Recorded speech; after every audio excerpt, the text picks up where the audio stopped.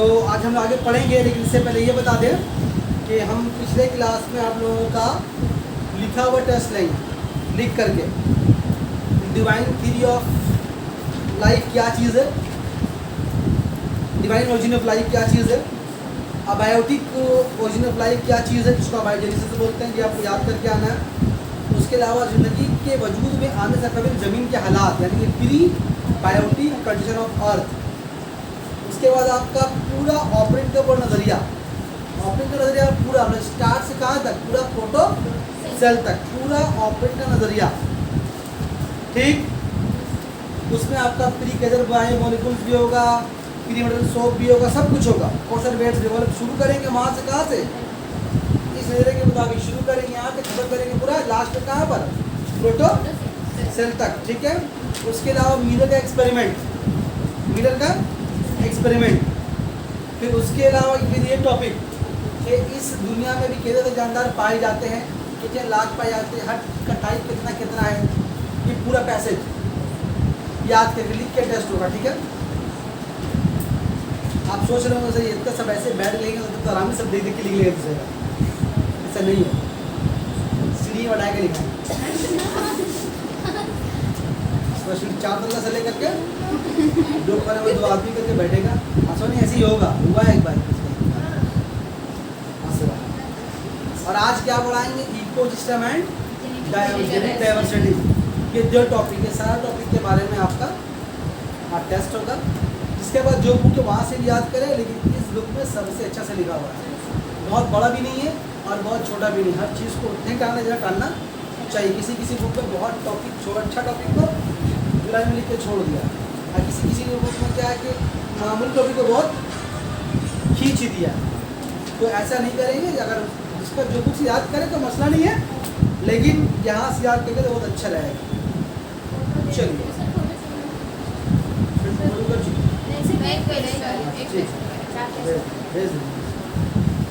याद करके आएंगे, ठीक है। तो आज हम लोग पढ़ेंगे कि डाइवर्सिटी में इतना तरह डाइवर्सिटी है जानदारों को, बारिश तो खत्म हो गई, डाइवर्सिटी में इतना फर्क है, इतना तरह डाइवर्सिटी है जानदारों में, ये क्यों, इसके पीछे वजह क्या है। टॉपिक को समझने से पहले समझे डाइवर्सिटी किसको बोलते हैं। डाइवर्सिटी बोलते हैं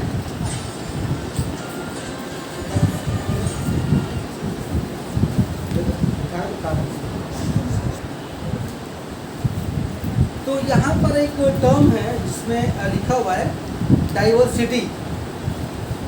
तो आप पहले डाइवर्सिटी के माने समझिए, इसमें पहले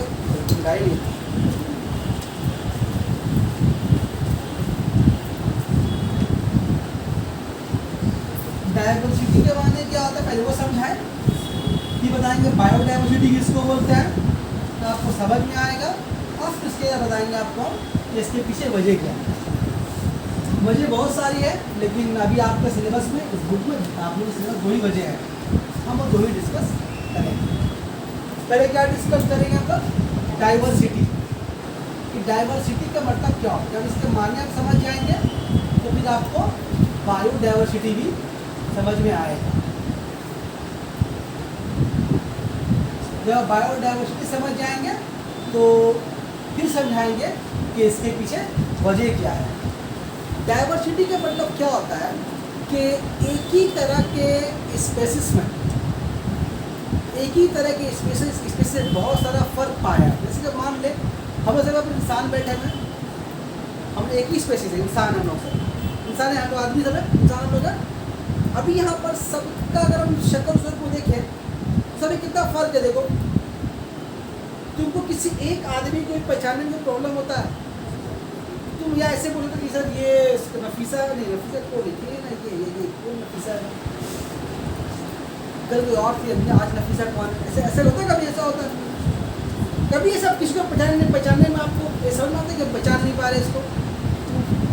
आप आसानी से उनमें फ़र्क पैदा कर सकता है। कौन, हम लोग सब एक ही जात के लोग हैं, हम लोग इंसान, एक ही स्पेसिस है, ठीक है ना। कितना फ़र्क है हम लोग का, देखो शक्ल सूरत में सबका शक्ल एक जगह डिफरेंट है, हर एक चीज़ डिफरेंट है। तो अगर तुम ध्यान से देखो, सारी जगह तुम छोड़ दो, जो लड़के बैठे हैं, लड़के को तो बाल दिखाई नहीं दे रहा, सर हमको लड़कों का दिखाई दे रहा है, अगर बालों को देखा तो सबका बाल में अलग अलग वैरायटी है, किसी का बहुत टाइट है, किसी का बहुत सॉफ्ट है, किसी का बहुत पतला है, किसी का हल्का भूरा है, किसी का थोड़ा घुंघरीला है। देख भी रहा, देखो ना ये जो हेयर में जो फर्क है, इसको लोग बोलते हैं डाइवर्सिटी। अगर स्किन कलर को देखें तो कोई बहुत गोरा है, किसी का कम गोरा है, किसी का कलर डार्क है, किसी को बोलते हैं कि वो गेहूं कलर का है। तो पॉज करो।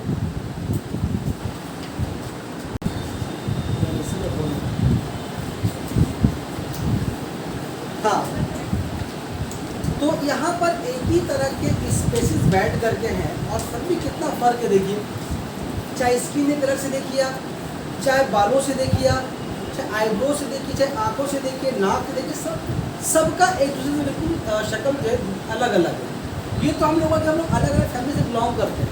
अगर किसी एक फैमिली में एक ही माँ के 5-6 बच्चे हो तो वो भी क्या होते हैं, अलग अलग होते हैं। इसको बोलते हैं वेरिएशन। ठीक है, क्या बोलते हैं इसको? इसको हम बोल सकते हैं एक तरह का डाइवर्सिटी है और इख्तिलाफ, फर्क है ना। ये तो वह एक ही तरह के जानदारों में इतना फर्क इंसानों में। अब सोचिए, आप एक बार भैंस देख रहे हैं, एक बार बकरी देख रहे हैं, तो आप ये भैंस एक अलग जात का जानदार है, एक अलग स्पेसीज है, और बकरी एक अलग स्पेसीज है, बिल्कुल अलग स्पेसीज है। कभी आपको इन लोगों को पकड़ने में कोई फर्क समझ में आता है कि दो कौन भैंस है, बकरी कौन भैंस कौन है? आप एकदम डिस्टिंक्टली उसको पहचान पाते हैं। हालांकि उसके भी 4 पैर है, उसके भी 4 पैर, वो भी सब्जी खोर है, वो भी सब्जी खोर है ना। उसके भी 2 कान, उसके भी 2 कान, उसके भी 2 आँखें, उसके भी जगह, उसके मुँह मिला, उसके मुँह मिला, उसके पैरे भी खूर है, उसके पैरे भी खूर है, सब कुछ ऑर्गेनिक ही है सर। उसके बॉडी में भी रूह है, उसके बॉडी में भी रूह है, मतलब हेयर है। तो लेकिन आप कभी से डाउट हुआ है कि भैंस कौन है, बकरी कौन है? नहीं हुआ कभी? बात समझ में आ रही है? या कहीं मान लीजिए आपको चूहे में बिल्ली फर्क, चूहा कौन है, बिल्ली कौन है? हालांकि सब जानदार कि अलग अलग तरह के स्पेसिस है। मेरी बात समझ में आ रही है? तो अगर देखिए दुनिया में कितने तरह के स्पेसिस जोड़ने बैठे तो क्या बताएगा हम लोगों को कि अब तक 17 लाख के बारे में हम लोग जान चुके हैं। 17 लाख मतलब 17 लाख तरह के स्पेसिस। बात समझ में आ रही है? अब जैसे हम लोग भी इंसान हैं और हम इंसान में ही बहुत सारे स्पेसिस हैं। इसको भी अगर कैटेगराइज करें तो उसमें 4-5 वैरायटी है। जैसे कि हम लोगों का शक्ल जो हाइट अलग है। अब तुम देख लो वेस्टइंडीज़ का आदमी लोग का शक्ल सूरत लंबा अलग होता है, शक्ल अलग होती है, लंबाई ज़्यादा होता है, अलग उन लोगों को डार्क होता है। देखें ना लोगों का होठ मोटे मोटे, हाथ लंबे लंबे होते हैं, नहीं देखा? जैसे पुलाट को देखो, तुम ब्रावो को देखो, इन लोगों को देखो, है ना। इन लोगों का अलग इंसान है वो लोग भी ना, उसको अलग वैरायटी। अब उसी में तुम देखो चाइनीज़ लोगों को देखो, वो भी तो इंसान है। बात समझ में आ रही है? अब चाइनीज़ आदमी को तुम देख कभी नहीं बोलोगे आदमी वेस्टइंडीज़ का, हाँ मिलेगा नहीं वो आदमी। या फिर वेस्टइंडीज़ के साथ भी जब चाइना में नहीं मिलेगा। घूमने की क्या अलग बात है कि वहाँ पैदा वैसा मुमकिन नहीं है। कश्मीर के लोगों को देखो, वो भी देखने में अलग अलग लगता है। मेरी बात समझ में आ रही है? अब जो लोग गोरे होते हैं, गोरे लोग मतलब जो लोग जिसका रंग साफ वगैरह होता है, उनमें बहुत वैरायटी है। तो अमेरिकन गोरों को और न्यूजीलैंड गोरों को देख के तुम आराम से फर्क पैदा कर पाओगे। ऑस्ट्रेलिया गोरा और तुम्हारा लंदन गोरा अलग अलग होता है, तो आराम से तुम डिफ्रेंशिएट। तो बोलने का मतलब है कि दुनिया में इतने जो जानदार पाए जाते हैं, सब में बहुत इख्तिलाफ है, बहुत फ़र्क है। हर एक जानदार दूसरे से अलग है, मुख्तलिफ है। अगर एक ही स्पेसिस का जानदार है तो उनमें ही फ़र्क है, और जो अलग अलग स्पेसिस है वहाँ तो फ़र्क है ही है। गाय बैल से अलग है, भैंस से अलग है, भैंस गाय से अलग है, कुत्ता बिल्ली से बिल्ली कुत्ते से अलग है। ये लोग अलग अलग स्पेसिस है ना। अगर वो सेम स्पेसिस होते भी तो उनमें क्या होता, फ़र्क होता। एक अगर बकरी अगर बच्ची देती, 3-4 बच्चे देती तो 3-4 बच्चों में 4 बच्चों को शक्ल अलग अलग होता है। कोई पूरी ब्लैक होती है, कोई वाइट और ब्राउन के साथ। ऐसा देखे ना, जब बकरी पाले, जब बकरी बच्चे को देती है तो सब सारे बकरी के बच्चे इसे नहीं निकलते हैं। अब बकरी तो वो होता है, लेकिन बकरी का स्किन का रंग। बात समझ में आ रही है?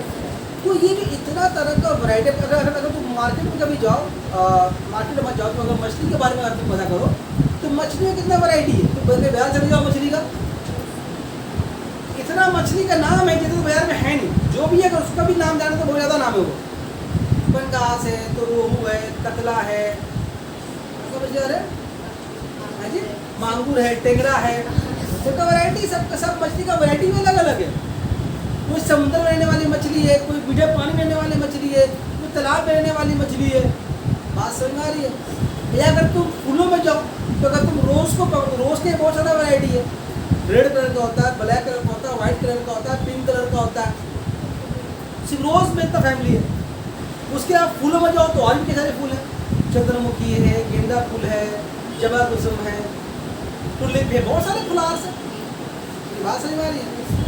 तो अगर गौर करो तो ध्यान करो कि इस दुनिया में इतना सारा वेरिएशंस है, इतने तरह के जानदार पाए जाते हैं ना, जिसको हम लोग इस भाषा में क्या बोलते हैं, डाइवर्सिटी बोलते हैं। क्या बोलते हैं?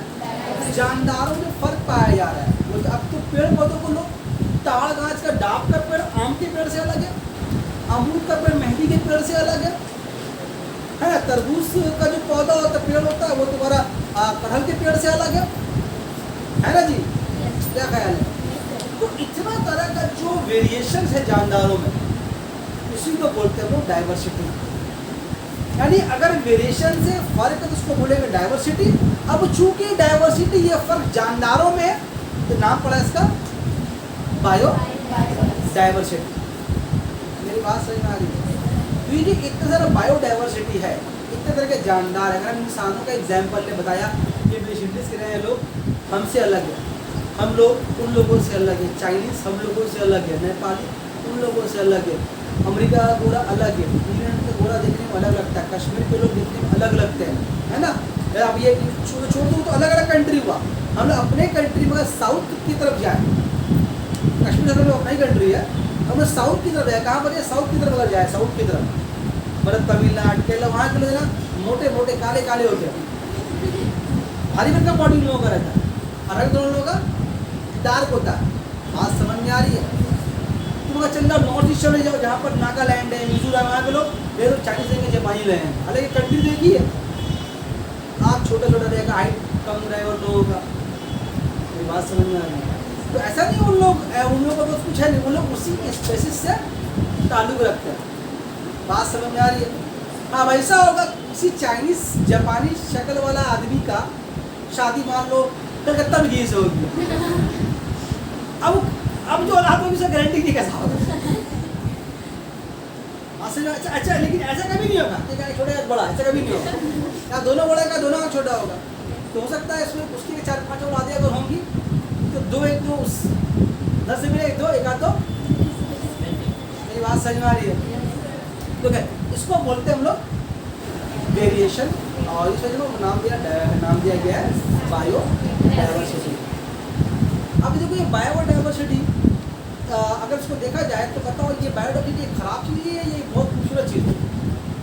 अगर तुम किसी फूलों के बाद में जाओ, तुमको सिर्फ गुलाबी दिखाई दे, सिर्फ लाल गुलाब दूर तक, वो ज़्यादा अच्छा लगेगा। क्या तुमको लाल भी गुलाब दिखाई दे रहा है, येलो भी है, ग्रीन भी है, और भी फ्लावर्स है, बहुत तरह के कलर के फूल से वो ज़्यादा अच्छा लगेगा, 80 लाख गुलाब अच्छा लगेगा।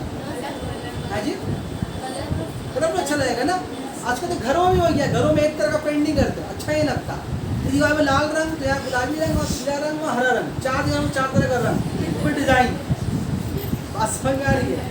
तो ये जो मतलब ये जो डाइवर्सिटी है ना, ये खूबसूरती है। अभी सोचो सबका शक्ल एक जैसा होता, क्या होता? या एक ही घर में सब 5 भाई का शक्ल एक जैसा होता, सबका शक्ल एक ही जैसा तो मजा आता। सब मक्खी की तरह, सब मक्खी देखने में एक जैसा लगता, सब मच्छर देखने में एक जैसा लगता। बात समझ में आ रही है? तो बोलने का मतलब ये जो बायोडाइवर्सिटी है खूबसूरती एक चीज़, दुनिया की खूबसूरती है कि अलग अलग दुनिया के अलग अलग रीजन में जो लोग रहते हैं, जो जानदार रहते हैं, उनका बाकी दूसरी जगह में रहने वाले जानदारों में बहुत फर्क पाया जाता है। अब ये क्यों होता है? इसके पीछे बहुत सारी वजह है। उसमें एक सबसे बड़ी वजह है कि जो आदमी, जो जानदार जिस कंट्री, चाहे वो जानदार हो, पेड़ पौधा हो या इंसान हो, वो जिस कंट्री में रह रहा है, जिस शहर पे रह रहा है, उसका जोग्राफियाई जो लोकेशन है, जो जगह का जो लोकेशन है, उसका उसके ऊपर बहुत गहरा असर पड़ता है। मतलब हमारा जो शक्ल सूरत है, जो हम लोग का हाइट है, उस पर हम लोगों का जो जोग्राफियाई जो सिस्टम हम लोग जहाँ पर रहते हैं, जिस कंट्री में, जिस स्टेट में, जिस शहर में रह रहे हैं, उसका बहुत गहरा असर पड़ता है। कैसे? जैसे मान लो आप लोग कभी ज्योग्राफी पढ़े होंगे आप लोग कि हम लोगों का जो हिंदुस्तान है, हिंदुस्तान के बीच से एक लाइन गुजरती है, उसको बोलते हैं हम लोग खत इस्तवा, इक्वेटर बोलते हैं, है ना। तो जो कंट्री इक्वेटर के पास है, कंट्री जो शहर इक्वेटर के पास इंडिया में, वो सारा जो है बहुत गर्म है, सारा बहुत गर्म है। जैसे जैसे हम लोग दूर जाते हैं तो हम लोग स्किन का रंग आहिस्ता साफ होता है। तो ऊपर चले जाओ, इस तुम यूपी में है, यूपी के ऊपर चले जाओ, नैनीताल चले जाओ, शिमला चले जाओ, कश्मीर चले जाओ, सिक्किम चले जाओ, तो काला आदमी मिलेगा नहीं, काला आदमी मिलेगा ही नहीं। जैसे तुम नीचे आओगे ऐसे आदमी काला चला जाएगा, समझ होता चला जाएगा इस बात समझ में आ रही है। तो हम लोग का शक्ल सूरत, हम लोग स्किन का रंग, हम लोग का एज, सब कुछ डिसाइड करता है हम लोग का ज्योग्राफिकल कंडीशन। नहीं बात समझ में? हम लोग का बड़ा होना, हाइट बढ़ना, जवान होना, सब कुछ डिपेंड करता है मौसम के एतबार से। जहाँ पर रहते हैं उसका ज्योग्राफियाई जो सिस्टम है उस पर हम लोग का सेहत का बहुत ज़्यादा असर पड़ता है। बात समझ में आई? और जो जानता है जिस ज्योग्राफियाई सिस्टम जिंदा रह रहा है वो उसी सिस्टम जिंदा अब वो रह सकता है। जैसे मान लीजिए किसी के हालात में पैदा हुए, मान लीजिए आप पैदा हुए हैं एकदम बर्फीले इलाके में, ठंड जगह में पैदा हुए थे, आपके अम्मा भी ठंड जगह में पैदा हुए थे, आप भी वहीं पैदा हुए, आज सालों से वहीं रह रहे हैं, अब आपको ला के यहाँ छोड़ देंगे कब तक हम लोग, आपको बेचैनी रहेगी, आप रह नहीं पाइएगा, आपको बहुत सारी बीमारी आपको हो जाए। मेरी बात से क्यों? क्योंकि आपका जो बॉडी का सिस्टम है वो कहाँ के रहने का आदि है? पहाड़ी इलाके। आपका बॉडी अंदर का जो बाकी ऑर्गन पार्ट्स है वो डेवलप उसी तरह से होगा। अब आप आके रह रहे हैं यहाँ पर, तो आप जब रहना आपके लिए बहुत मुश्किल हो जाएगा। या हम लोग चले जाए कहाँ पर, कश्मीर चले जाइए, लद्दाख चले जाए, तो नहीं रह पाएंगे हम लोग। घूमने ऐसे तो ठीक है, घूमने जाने के लिए ठीक है, ऐसे जाएंगे तो रह नहीं पाएंगे। हम लोग जाएंगे तो ये कपड़ा वो कपड़ा, हैंड ग्लव मफ ग्लव सब पहन के वो भी कांपेंगे। अब आगे आदमी नॉर्मली कपड़े में घूम रहा, बात समझ में आ रही है? वो क्यों? वो ठंडा उसको नहीं लग रहा, नहीं वो क्या हुआ, वो उस माहौल में जो पैदा हुआ है वो बड़ा उसी तरह के इन्वायरमेंट में, उसका बॉडी उस तरह के माहौल को झेलने का आदि बन चुका है, तो उसको वो सर्दी उतना नहीं लग रही उसको। वो अगर यहाँ आएगा तो पगला जाके बोले कैसे रह रहे लोग, बात समझ में आती? तो जहाँ पर आप रहते हैं उसका ज्योग्राफियाई जो असर होता है वो बहुत बड़ा होता है जिस जगह आप रह रहे हो, बात समझ में आ रही है? और उसी के बिना पर क्या होता है, जानदारों में फर्क पाया जाता है। जैसे एग्जाम्पल मान लो एक सादा भालू होता है और एक काला भालू होता है। काला भालू कहाँ पाया जाता है? जंगलों में। सादा भालू कहाँ पाया जाता है? बर्फीले इलाकों में, उसको बोलते हैं पोलर बेयर। अब पोलर बेयर को तुम ला के छोड़ दो कोई सुंदरबन जंगल में, या ये काला भालू ले जाएगा पोलर इलाका बर्फीले इलाका में जाओगे तो दोनों मर जाए।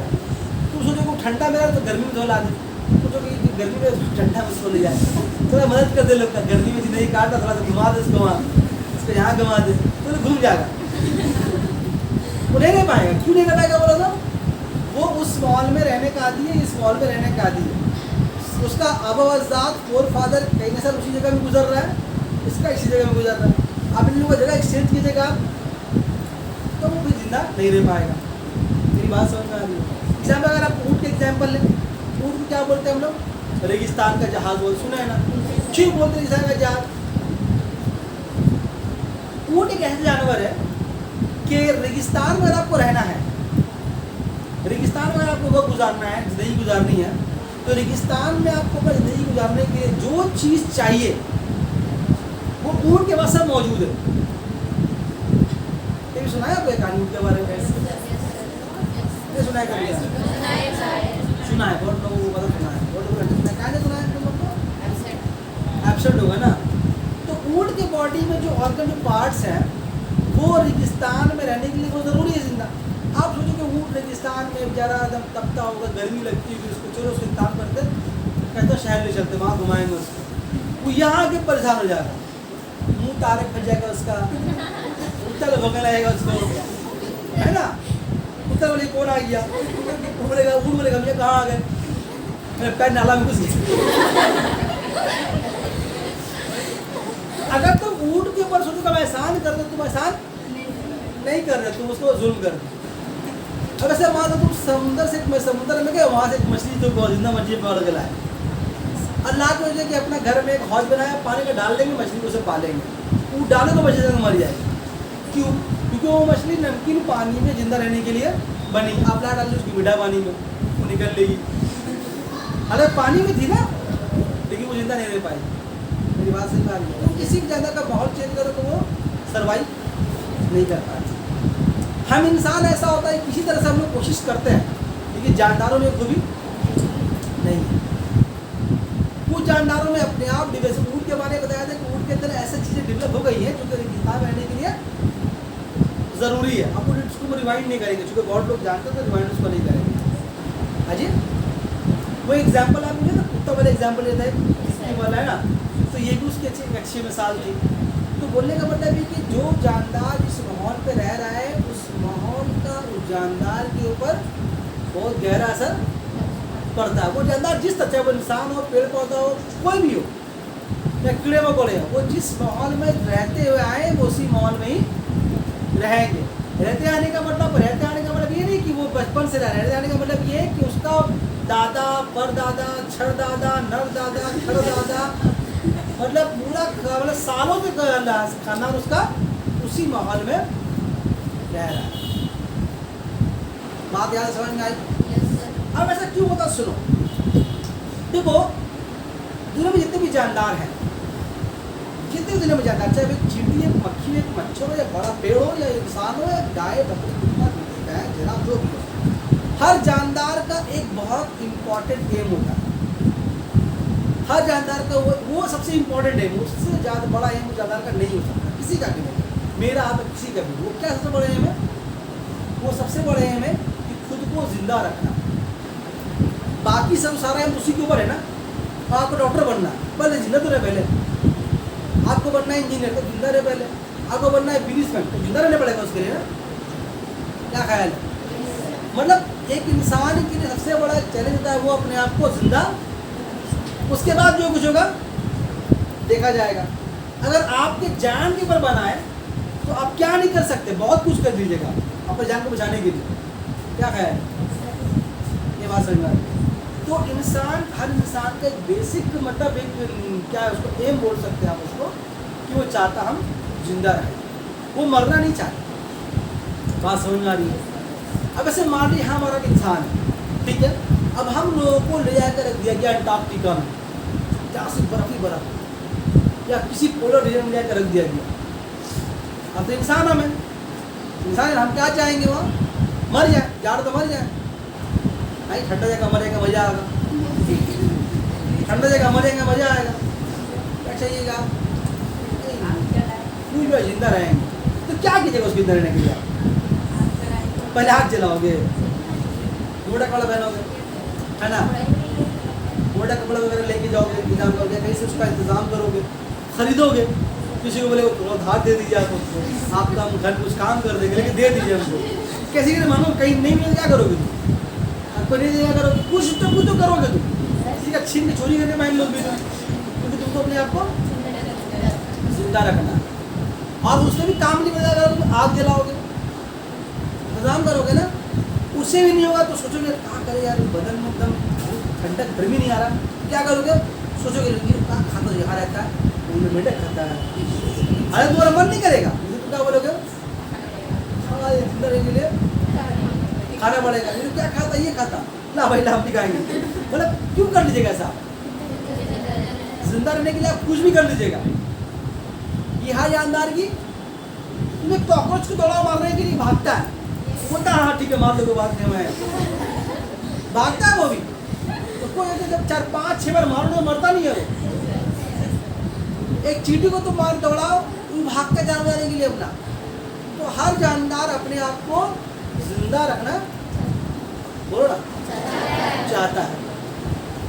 अभी जानदार अगर किसी दूसरे माहौल, जिस माहौल में पला बड़ा है, अगर वो किसी दूसरे माहौल में चला गया तो क्या करता है? वो उसी माहौल के, वो जिस तरह से पहले माहौल में रह रहा था उसी तरह उसी माहौल में रहेगा, या उस माहौल के मुताबिक रहेगा? तो उस माहौल के मुताबिक रहने के लिए अपनी आदतों को चेंज करना पड़ेगा या नहीं करना पड़ेगा? चेंज करना पड़ेगा ना। इसको हम लोग साइंस की भाषा में बोलते हैं एडेप्टेशन, कि बदले हुए माहौल में खुद को ढालना जिंदा रहने के लिए। अभी बहुत तरह से हो सकता है, मौसम के एतबार से हो सकता है, हालात के एतबार से हो सकता है, कभी किसी तरह का सामना हो गया, मान सामने आपका एक भेड़िया आ गया, शेर आ गया, और अब दो लोग हैं, कभी लड़े नहीं किसी से, अब शेर आ गया तो क्या बोलोगे, देख भाई शेर हम लड़े नहीं आते किसी से, एक काम आराम से आके चले जाना, पहले हाथ का फिर पैर का, लास्ट मुंह बना, ऐसा बोलेंगे उसको? नहीं बोलेंगे ना। वहाँ पर लड़ने नहीं भी आता है तो लड़ने की, और चाहेंगे कि शेर आखिर हम लोग खा ले, हम चाहेंगे शेर मर जाए ना जिंदा रहे। तो ये क्या हो कि अपने आप को जिंदा रखने के लिए जो माहौल बदला ना, माहौल बदला मतलब क्या, शेर आपके सामने आ गया तो माहौल बदल गया, आप खुद को जिंदा रखने के लिए अपने अंदर तब्दीली लाएंगे। ठीक है, ये बात समझ में आ रही है। चलिए एग्जाम्पल आपको और देते हैं। मान लीजिए अभी आप यहाँ पर आराम से रह रहे हैं, अभी आपको किसी तरह से मालूम हो जाए, किसी वजह से मालूम हो जाए कि यहाँ पर एक बड़ा सैलाब आने वाला है। तो सैलाब जो आएगा कम से कम साल और 1.5 साल पानी भरा रहेगा, बहुत पानी भरा रहेगा। तो आप क्या कीजिएगा, सैलाब आने वाला है, पता नहीं क्या होगा, तो क्या कीजिएगा, मतलब आपका बोल जाएगा सैलाब 4-5 दिन में आने वाला है, सब कहाँ भागेगा, पहले दरिया तैरना सीख गया भागेगा ना। हालात बदला ना, हालात बदला तो क्या किया, आप अपनी आदतों में तब्दीली लाए। किस लिए, अब क्या इतनी मेहनत करेगा, तैरना सीखेगा तो मेहनत करेगा, रहना तो छोटा जाएगा, देखा जाएगा, चांस ले सकता तुम है, चांस लेगा ऐसा चांस लेगा तो दांत जा सकता है। सीरियस सीख लेने में कि अगर पानी बहुत ऊंचा हो गया, तो अगर पानी बहुत भर गया, जगह नहीं मिली हमको, जब सैलाब को सब कहाँ रहेंगे पता नहीं हमको, अब सैलाब आया तो मार्केट में आइसक्रीम खा रहा, सैलाब आ गया तो कैसे बचेगा, तैरने आना चाहिए ना। तो जैसे हालात बदले होते क्या करेंगे आप, उसके मुताबिक ढालने की कोशिश करेंगे। अब क्या बोलेगा, वो सैलाब आने वाला, ठीक है मोटा छोटा पहन लेंगे, ऐसा कर सकते हैं आप।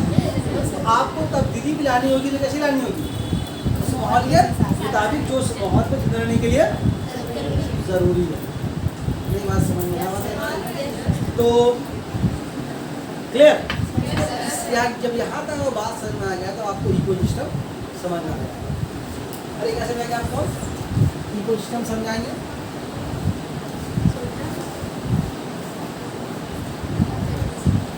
इकोसिस्टम क्या चीज़, देखिए मेरी बात समझ के हाथ जाता क्या चाहता है कि हम खुशी करना, खुद को जिंदा रखना चाहता है। अब वो जिंदा रखने के लिए अगर उसका माहौल हालात चेंज हो तो उस बदले हुए हालात के मुताबिक खुद को ढालने की कोशिश करता है। अगर वो बदले हुए हालात में खुद को ढालने की कोशिश नहीं करता तो क्या होगा, है जी, उसका उसी दुनिया से खत्म हो जाएगा, ऐसे ही ना। ठीक है, चलिए अब बात करते हैं हम लोग इकोसिस्टम।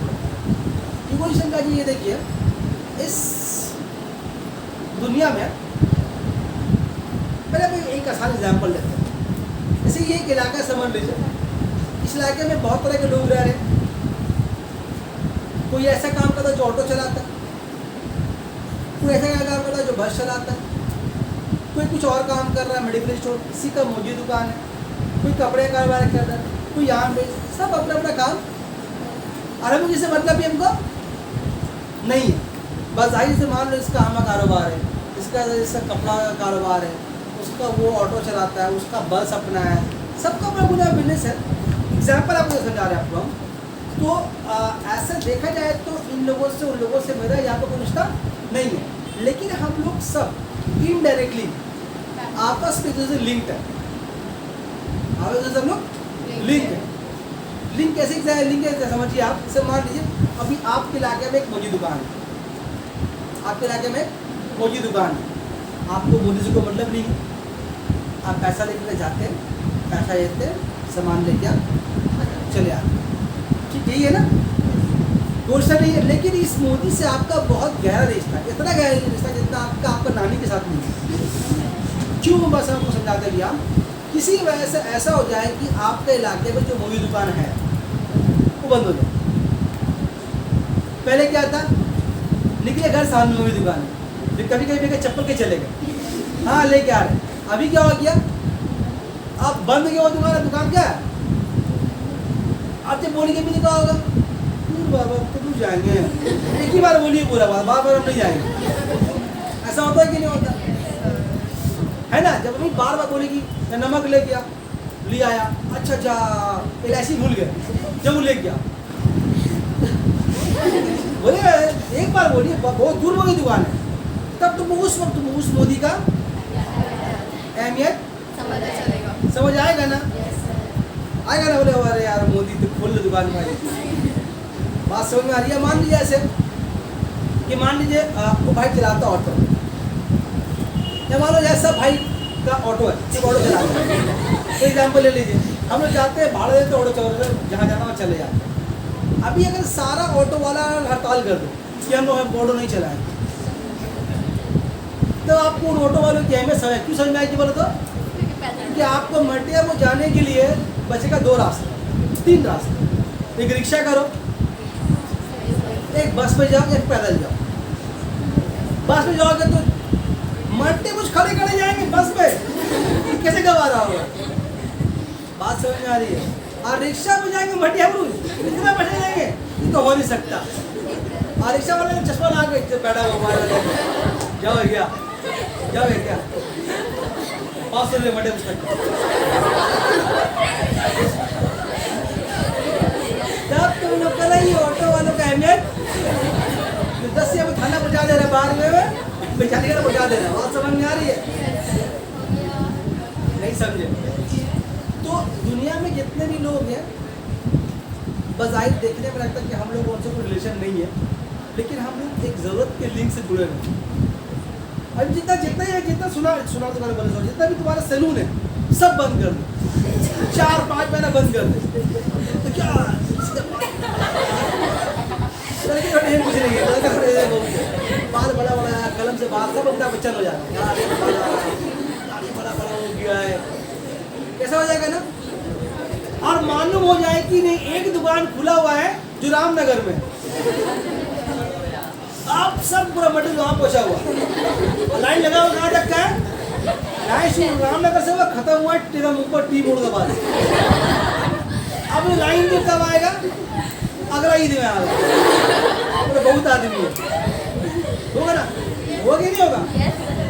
तो आपको तो हजाम का अहमियत, तो आप बोलने का मकसद ये है कि हम लोग जितने भी लोग हैं एक दूसरे से हम लोग लिंक्ड हैं। वो ऑटो चला के एहसान नहीं कर रहा, भाड़ा दे के एहसान नहीं कर रहा, सब जरूरत से बंधा हुआ, सबकी जरूरतें दूसरे से पूरी हो रही है। जैसे फॉर एग्जाम्पल हम ऑटो में बैठे, उसको भाड़ा दिए, और लोग ऑटो में बैठेंगे, भाड़ा देंगे, पैसा देंगे, उसको पैसा कमाएगा तो ऑटो चलेगा, तो गैस भराने जाएगा, गैस वालों को पैसा देगा, अपने पैसे दिया नहीं है, वो हमको लेकर गया, हम उसको पैसा दिए, उस पैसे में कुछ पैसा गैस भराया, तो गैस भराया वहाँ पर गैस वाला काम कर रहा है, गैस भरने वाले लोग काम कर रहे हैं, उनको तनख्वाह मिलेगी, जो गैस का मालिक उसको तनख्वाह मिलेगा, वो फिर किसी और से अपना सामान खरीदेगा, वो किसी और से जरूरी चीज़ें खरीदेगा, या फिर ये जो जितना कमाया फिर अपने घर में कुछ पैसा लेकर जाएगा, अपने बच्चों को देगा, उसका स्कूल फीस देगा, उसको भाड़ा देगा, उसको खाने का सामान देगा, जा वहाँ से 2 किलो गोश्त ले जा, मैं कसाई के पास गया, ऐसे ना हो रहा।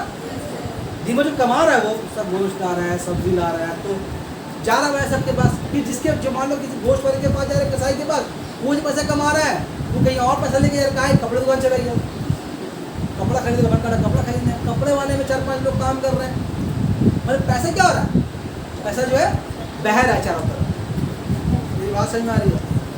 तो सब एक दूसरे क्या जरूरत के तौर पर जुड़ा हुआ है, कोई किसी को बोल देगा कि नहीं, अब ऐसे ऑटो वाला बोल देगा हमने ले जाएंगे, ले जा, तेरा भी तो नहीं चलेगा ना, तुम्हारा भी तो नहीं चलेगा, और मेरा भी नहीं चलेगा, ये बात सही है। एग्जाम्पल देता बस वाला एग्जाम्पल देता एक बार से, एक बस का मालिक है, इसका अपना एक बस है, एक कंडक्टर और एक ड्राइवर है और पैसेंजर है, 4 लोग हैं, ठीक है, इससे वो समझ में आ जाएगा। इन 4 में मतलब एक बस है, बस में क्या होता है, बस का मालिक एक, उस पर कंडक्टर, ड्राइवर और पैसेंजर, ये 4 लोग एक बस में जुड़े होते हैं। अब किसी वजह से ऐसा हो कि पैसेंजर मौजूद है, कंडक्टर मौजूद है, बस ही मौजूद है, ड्राइवर बोल रहा बस नहीं चला, बैठे रहो, रूट ही हम नहीं जाएंगे, या सारा ड्राइवर हड़ताल कर दिया, जैसे पैसा भी है, कंडक्टर भी है, बस भी बहुत 6 वाला बस भी, लेकिन नहीं जाएंगे। बस पे बस का सिस्टम चलेगा, कंडक्टर का पेट चलेगा, मालिक का पेट चलेगा, नुकसान हो जाएगा, तो सिस्टम पूरा धर्म बरम हो जाएगा। या मान लो ऐसा हो गया, बात नहीं करो, मान लो ऐसा हो गया कि ड्राइवर है, कंडक्टर भी है और बस का मालिक भी है, पैसेंजर नहीं, खाली बचौड़ा होगा। या मान लो पैसेंजर भी है, बस ड्राइवर भी है, बस का मालिक भी है, कंडक्टर नहीं, तो भाड़ा देगा फिर दूसरे का भाग जाएगा। ड्राइवर बस रुके भाड़ा दे रहा, फिर भाग रहा, फिर भाड़ा भाग रहा, ऐसे ही होगा। या मान लो बस का ड्राइवर भी है, बस का कंडक्टर भी है और पैसेंजर भी खड़ा है, बस का मालिक बस नहीं दे रहा, बड़ा बस में बैठ के ताला मार, क्या होगा? तो चारों लोग जुड़े हुए आपस में, कोई किसी पे एहसान कर रहा है नहीं कर रहा, हर कोई किसी पे क्या हो रहा है, डिपेंडेंट है। ऐसे ही है ना, बस वाला बस मार्केट में छोड़ा है तो बस चलेगी, पैसेंजर चढ़ेंगे, पैसा देंगे, पैसा ड्राइवर को मिलेगा, कंडक्टर को मिलेगा, मालिक को प्रॉफिट मिलेगा, फिर लोग और खर्च करेंगे। बात समझ में आ रही है? इसको बोलते हैं हम एक तरह का लिंकअप बोलते हैं, सोसाइटी में सारे लोग जैसे जुड़े हुए हैं। बात समझ में आ रही है? ये तो आपको इन जनरल समझाया हम। नेचर का मामला भी यही है, जो नेचर जो कुदरत है, ये नेचर है, जो जानदार दुनिया नेचर में मौजूद है, ये नेचर भी एक दूसरे से जुड़े हुए इसी तरह से। जो जानदार जिस माहौल में रह रहा है ना, रह रहा है, वो उस माहौल में ही रह सकता है, या उस माहौल में रहना ज़रूरी है, तभी वो उस माहौल में रह रहा है। हर जानदार को जो पैदा किया गया है कि खास काम के लिए पैदा किया गया है। जैसे फॉर एग्जाम्पल मान लो, समझ लो, ऐसे मान लो सांप को क्यों पैदा किया गया है? सांप को पैदा इसलिए किया गया है कि चूहों की तादाद ज़्यादा ना बढ़े। जब चूहे, जहाँ पर सांप ज़्यादा होंगे वहाँ चूहे कम होंगे। बात समझ में आ रही है? तो सांप जो है चूहे के चूहों को कंट्रोल करते हैं। बात समझ में आ रही है? या मेंढक के क्वांटिटी को कंट्रोल करते हैं। नेवले को क्यों बनाया गया? वो सांप की क्वांटिटी को कंट्रोल करते हैं। ऐसे बहुत सारे जानदारों को इस तरह बनाया गया कि दूसरे की क्वांटिटी को कंट्रोल करते हैं। इसी से बनाया गया कि एक जानदार दूसरे के ऊपर आपस में दूसरे जुड़ा हुआ किसी एक जरूरत के तहत, कोई किसी के बगैर, हर कोई दूसरे के बगैर अधूरा है। मेरी बात समझ में आ रही है? आपको पढ़ के सुनिए, जैसा आपको समझ में आएगा। तो ही तो पैसेज है। एक जानदार किस माहौल में रहता है, जो बात हम बताया उसी का खुलासा ही है। एक जानदार जिस माहौल में रहता है उसका उस पर बहुत ज़्यादा असर पड़ता है, जो बता दिया शुरू में आपको। माहौल की गर्मी, सर्दी, मिट्टी, पानी, दस्तयाब होने वाली हवा, ग़िज़ाएँ, माहौल में मौजूदा दिगर जानवरों, पौधे सब इस जानदार पर असर डालते हैं। मतलब क्या? कोई जानदार जिस माहौल में रह रहा है, वहाँ का हवा, पानी, मिट्टी, वहाँ से भी वहाँ मिलने वाला खाना पीना, जानवर, चरिंद, परिंद, सब एक दूसरे से जुड़े हुए हैं। सबका एक दूसरे के ऊपर गहरा असर है और इसमें तब्दीली आती है। ये तब्दीलियाँ नस्ल दर नस्ल तरक्की करती जाती है। इसे जानदारों में सलाहियत पैदा होती है कि वो इस माहौल के मुताबिक खुद को ढाल सके। किसी इकोसिस्टम की कड़ियाँ एक दूसरे में पैवस्त होती है। मतलब इकोसिस्टम जो जानदार होते हैं बिल्कुल एक दूसरे लिंक की तरह जुड़े होते हैं, पैवस्त होते हैं। और ये तमाम जानदार एक दूसरे पर असरअंदाज भी होते हैं। बाज़ हालात में एक दूसरे पर मुनहसर भी करते हैं। वैसे देखो हम लोग देखते हैं चील, कौवा, बाज देखते हैं ना, ये लोग क्यों है? ये लोग कौवा क्या काम आपके साथ? कौवा कुछ काम करता है आपके साथ? कौवा क्या रोल है आपकी? कभी सलाम किया आपको आकर के? कभी इसे अगर सोना कहा उठा के आपको ये दिला करके? वो कौवा क्यों है दुनिया में? काला कौवा काय क्यों करता है? तो ये जो कौवे हैं, ये कौवा आपसे मेरा कौवा को ताल्लुकात नहीं है। ये कौवा क्योंकि समाज में पैदा किया है अल्लाह ताला, तो उसका पीछे एक वजह है। ये कौवा जो है इस सोसाइटी का इतना गंदा वो लोग खा जाता है, इतना गंदा खा जाता है कि आप उसको इमेजिन नहीं कर सकते। ये कौवा हुआ, चील हुआ, बाज हुआ, मतलब हम लोग आज तक इतनी गंदगियाँ पैदा होती है, बहुत सारे सोर्सेस से उन सबको ये खाया जाता है। जैसे मान लीजिए आपके यहाँ मान लीजिए एक बकरी थी, वो मर गई, क्या करते हो उसको आप? या तो मिट्टी में गाड़ देंगे, ले गया दरिया में लेकर फेंक देंगे। ज़्यादा लोग क्या करते हैं, मिट्टी में कौन मारेगा, दरिया में लेकर फेंक दो, दरिया में लेकर फेंक दिया उसको। अब वो क्या होगा, मर के सड़ेगी ना, वो सड़ेगी तो बदबू फैलेगी, बैक्टीरिया जरासीम पैदा उसमें होगा, बीमारियाँ पैदा होंगी। तो उसके लिए किसको बना दिया गया, चील को, कौवा को। उन लोग के लिए वो क्या दावत है, उन लोग के लिए वो उड़ा देता है वो लोग। बात समझ में आ रही है? ये जो हमारे इलाके में कुत्ते घूमते हैं, स्ट्रे डॉग्स, क्या काम है, कुत्ते घूम रहे भाव आप देखिए, कुत्ता घूमते फिरते इतना कचरा समाज का खा जाता है वो, इतना गंदे से अगर में चावल सड़ गया या बिरयानी खराब हो गई, कुछ भी खाना खराब हो गया, अगर डाल दिए डस्टबिन में, तो आता है उसका, फिर उसका तो जाएगा, कुत्ते ध्यान रहता है, डालेगा ना तो हो जाएगा, उसको चट करके खा लेगा। या कुछ मुर्गियों को देखेंगे आप, मुर्गियाँ यहाँ वहाँ घूमते रहती है, मुर्गी जो है कचरा में घूम रही है, वो ढूंढ के सामान खाद कॉकरोच खा रही है, कभी वगैरह खा ले रही है, ठीक है, अभी तो है। तो ये जानदार दुनिया में क्यों है, ये सब कुछ ना कुछ काम कर रहे हैं। इन लोगों के चल जाने से उन लोगों को नुकसान नहीं है, हम लोगों को।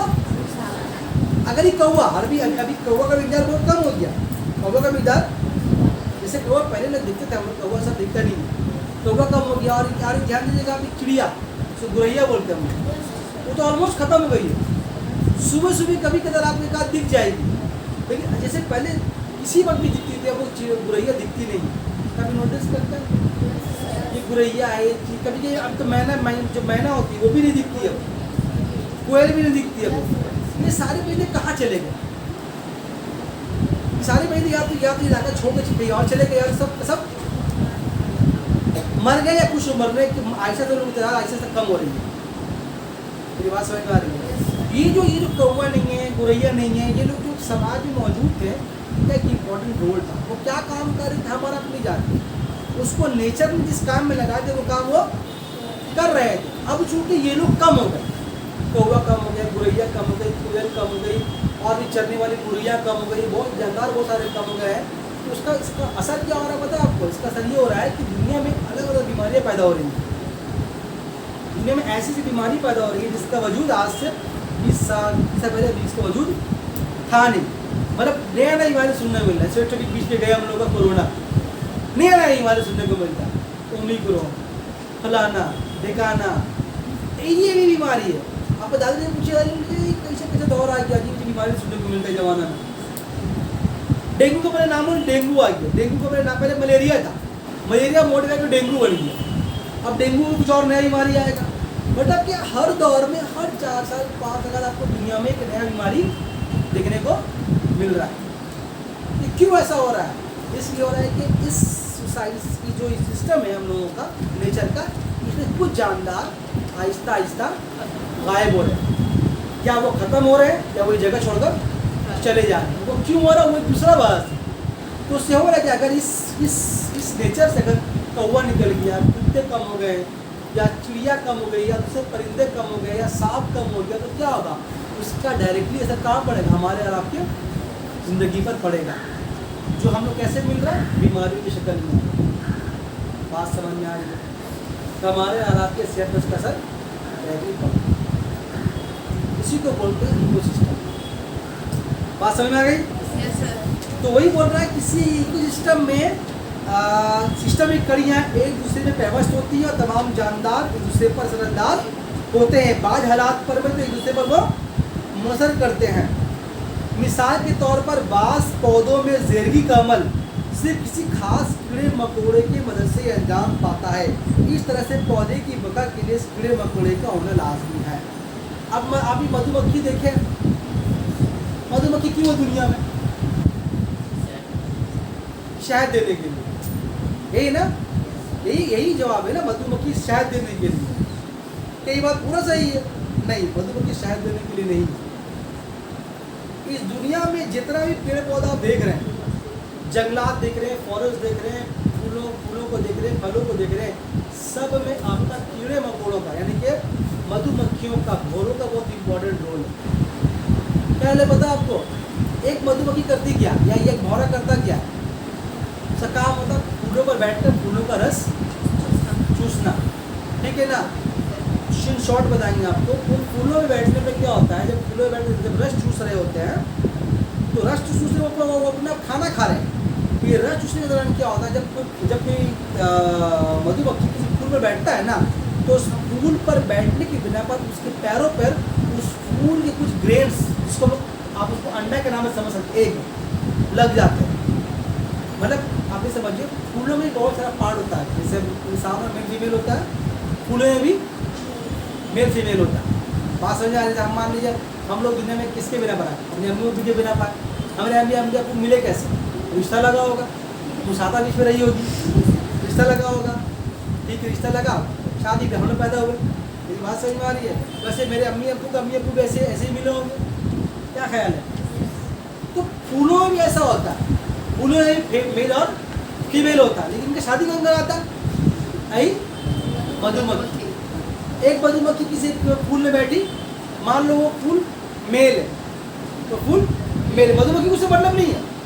वो मेल का कुछ जो पार्टिकल्स था, जो अभी उसके बारे में नहीं बताएंगे, वो आप बहुत टेन में बताएंगे मुझे, कुछ इंपॉर्टेंट पार्टिकल्स था जो कि फीमेल के पास जाने से एक नया बीज बनेगा। अब वो उड़ते उड़ते दूसरे फूल में बैठ गए, मान लो वो फीमेल फूल है, तो उससे क्या हुआ कि मेल और फीमेल गैमेट का आपस में कॉम्बिनेशन हुआ और एक नया बीज बनेगा उससे। और उस नए बीज से क्या होता है, एक नया फिर फल पैदा होता है।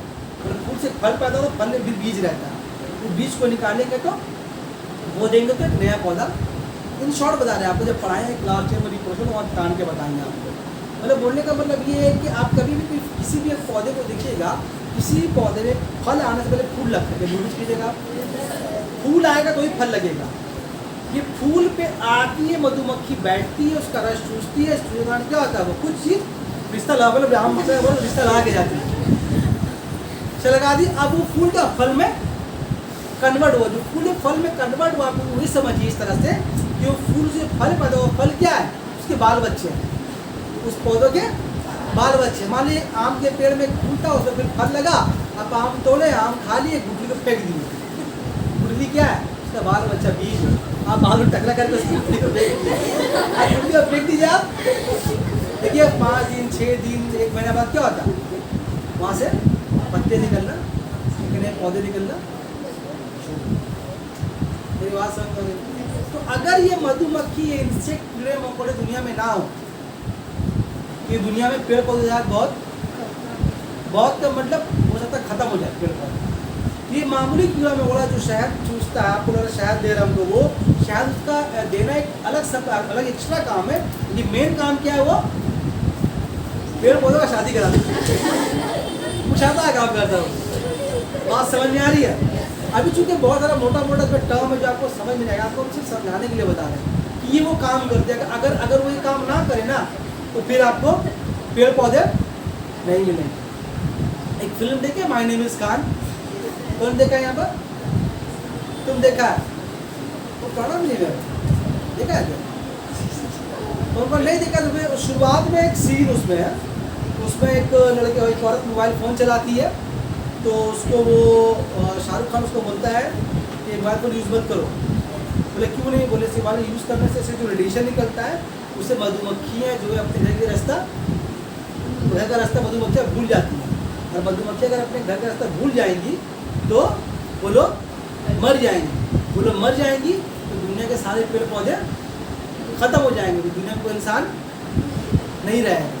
इसको और वो अच्छे से एक्सप्लेन में बोलता हूँ, बहुत शॉर्ट में बोला है।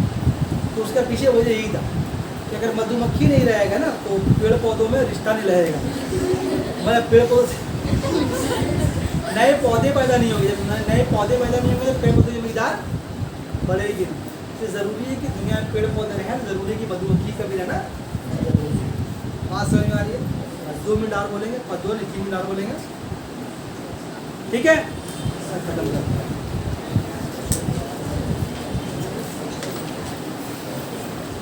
अब बात करते हैं हम लोग जेनेटिक डाइवर्सिटी इसके बारे में बोल चुके हैं, फिर भी कई बार पढ़ के सुना देते हैं। इसके बारे में जेनेटिक डाइवर्सिटी के बारे में। ऐसी बारिश हो रही है, जेनेटिक बात नहीं करो, समझ गए क्वेश्चन, समझ गए सिस्टम। अब बात करते हैं जेनेटिक डाइवर्सिटी के बारे में। जब हम एग्जाम में जब लिखने के लिए देंगे तो बुक से लिखेगा, अब उसमें बस का वाला एग्जाम्पल मत देगा, बस का, कंडक्टर का, मोटर का, वो समझाने के लिए दिया भाई। हाँ मधुपुर चीज एग्जाम्पल दे सकता है, ठीक है, वो सांप और मेंढक का एग्जाम्पल दे सकता है, और भी एग्जाम्पल दिया जो जिसका ताल्लुक नेचर से, तो बस वाला, मोटी दुकान, ऑटो वाला, ये बात समझाने के लिए दिया, ठीक है। सुनो, जेनेटिक डाइवर्सिटी, एक ही स्पेसिस के जानदार भी, एक ही मतलब हम लोग कौन है, एक ही स्पेसिस के जानदार है, एक ही स्पेसिस के जानदार भी सारे के सारे एक जैसे नहीं होते। यहाँ एग्जाम्पल किया सेब का, अगर सेब के एक टोकरे में रखे सेबों को हम गौर से देखें तो पता चलेगा कि उनमें से हर सेब जैसे मुख्तलिफ है। एक पेड़ से अगर हम 100 सेब निकाल लें, अब सारा 100 सेब तो एक ही पेड़ का है, यानी फलों के बारे में क्या बताया, फल क्या चीज़ है, पेड़ पौधों का बाल बच्चा। अगर हम एक पेड़ से 100 सेब निकालें तो 100 बाल बच्चा को निकालें नोच करके उसमें से हम, अगर तुम 100 बाल बच्चों को तुम गौर से देखोगे ऐसे करके, तो 100 देखने में किसी में कलर अलग रहेगा, किसी में रेडियस बन जाता है, किसी में लेस बन जाता है, कोई टेढ़ा है, कोई मोटा है, कोई लंबा है, सब देखने में सबका सब देखने में अलग लगेगा। बात समझ में आ रही है। एग्जाम्पल सेब का दिया है, फिर वैसे ही बोल रहा है, तो वो ऐसे बोल रहा है कि एक मुर्गी या बिल्ली के सारे बच्चों को अगर हम एक दूसरे से देखते हैं तो वो भी क्या होते हैं, बिल्कुल मुख्तलिफ होते हैं। एक माँ बाप के सारे बच्चे बच्चियाँ एक दूसरे से क्या होते हैं, मुख्तलिफ होते हैं। ना किसी की शक्ल दूसरे से मिलती, ना ही रंग, और ना ही आदतें, और ना ही सलाहियतें। इस किस्म के इख्तलाफ को हम लोग जेनेटिक वेरिएशंस कहते हैं। इस किस्म का तनु जानदार के तौलीद के अमल के दौरान, ये आपको बहुत भाई आपको समझ में नहीं आएगा, मतलब कि ये ज़रूरी है। अगर ऐसा नहीं होगा तो क्या होगा दुनिया में, अगर मान लो अगर ऐसा नहीं हुआ होता तो दुनिया में सबका शक्ल क्या होता, एक जैसा रहता। ये मान लीजिए इसके अम्मी अब्बू है, इसके अम्मी अब्बू है, अगर ऐसा बोलिए इसका अम्मी अब्बू का अम्मी अब्बू कौन है, आपके अम्मी अब्बू का अम्मी अब्बू कौन है, आपके अम्मी अब्बू का अम्मी अब्बू कौन है।